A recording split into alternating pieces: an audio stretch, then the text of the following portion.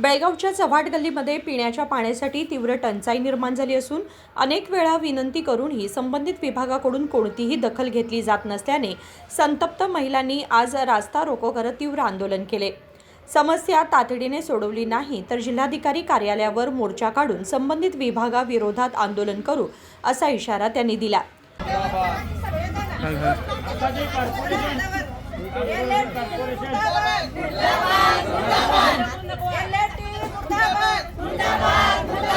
भारत माता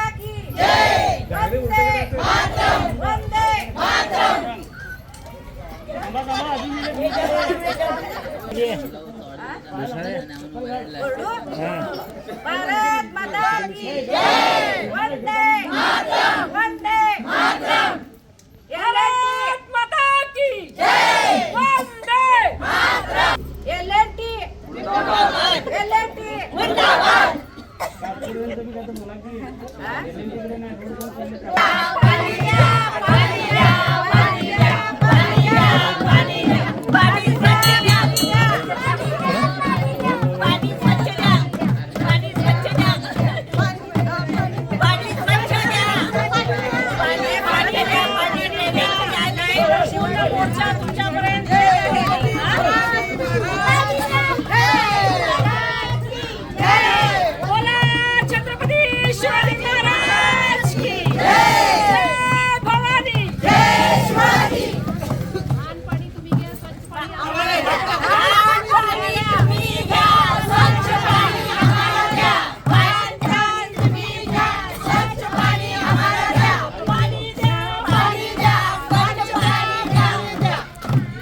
पाणी सोडतात, 15 दिवसाला एकदा सोडतात। ते पाणी आम्हाला 4 दिवसाला सोडायला पाहिजे आणि सोडलं तरी पण पलीकडच्या गल्लीला ड्रेनेज आणि पाणी मिक्स झालेलं आहे, दोन्ही फुटून। एलएनटी वाल्यांनी 24 तास पाणी म्हणून केलेलं आहे, ते खड्डे खणून पायपा फक्त घातलेत, त्याला रिस्पॉन्स काय नाही, कुणाची समस्या आहे काही बघितले नाही, सांगतात आणि जातात। आणि आज आता मी ज्येष्ठ आता एक अर्ध्या तासापूर्वी बघा कॉर्पोरेशन कमिशनरना ही समस्या सांगावून फोन केले तर त्यांनी आम्हाला रिस्पॉन्स दिलेला नाही। त्या म्हणून आम्ही महिला जमून हा मोर्चा काढायला आलो आहे आणि लहान मुलांना शी वगैरे व्हायला हे पाणी पिऊन ह्यांना बरं वाईट झालं तर कोण जबाबदार?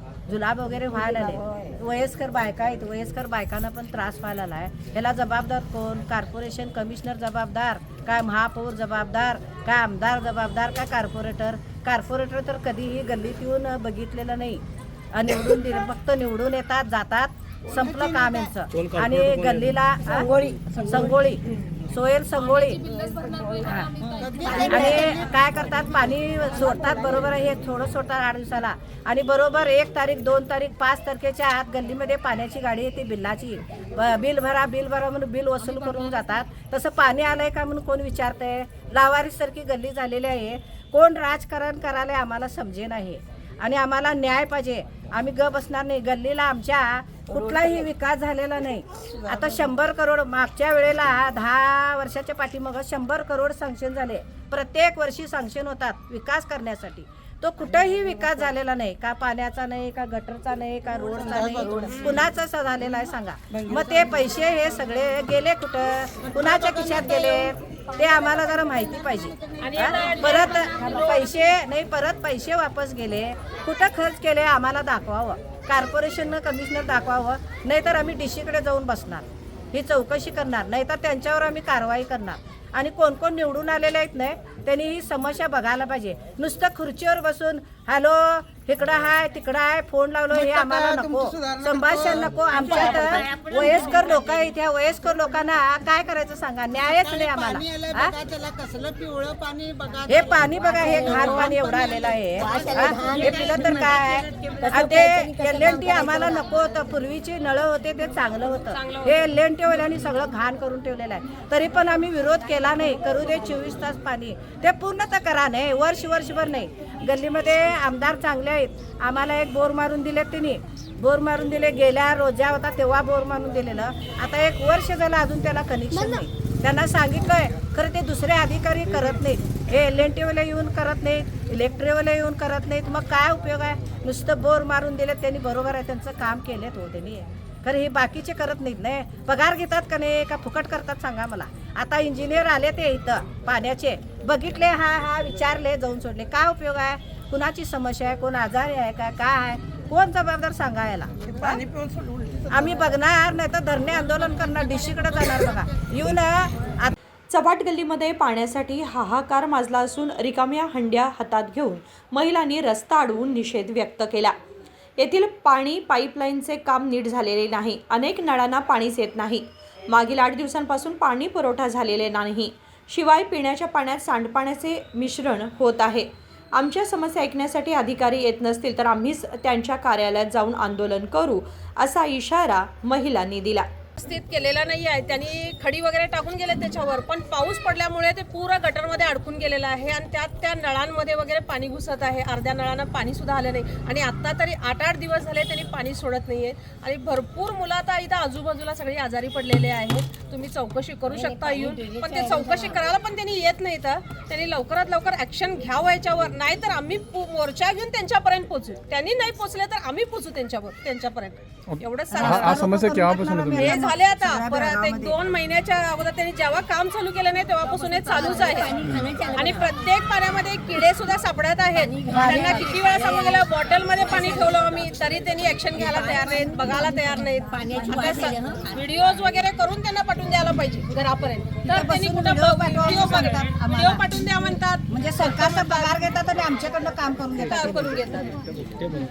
आता ते आमच्या कॉर्पोरेटरनं काय ऍक्शन घ्यायचं ते त्यांनी ठरवायचं. त्यांना फोन केला तरी त्यांनी आमच्यापर्यंत येऊन पोहोचत नाहीत. हा येतो ह्या टाइमला म्हणतात पण येत नाही. आपण आता काय करायचं ते आता कुठली गल्ली, कुठले एरिया?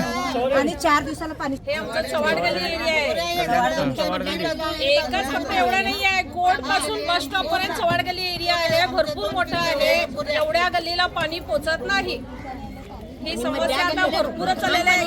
शांत म्हटलं तर फारच वाढत चाललेलं आहे. पाणी बी बरोबर सोडले नाही. त्या पाणीवाला नाही तर बडवूनच करतो. आता आलं तर सोडत नाही त्यांना. 8-10 दिवस झाले. 8-10 दिवसात दरवर्षी कोट्यवधी रुपयांचा निधी येतो पण मूलभूत सुविधांचा विकास होत नाही. मंजूर निधी गेला कुठे याचे उत्तर महापालिका आयुक्तांनी द्यावे, अन्यथा आम्ही जिल्हाधिकाऱ्यांकडे तक्रार करू. केवळ आश्वासने नकोत, आम्हाला न्याय हवा आहे. पूर्वी व्यवस्था चांगली होती पण आता पाणी व्यवस्थापन पूर्णपणे कोलमडले आहे असा संताप महिलांनी व्यक्त केला. राजशेखर हिरेमठ, KMM मराठी, बेळगाव.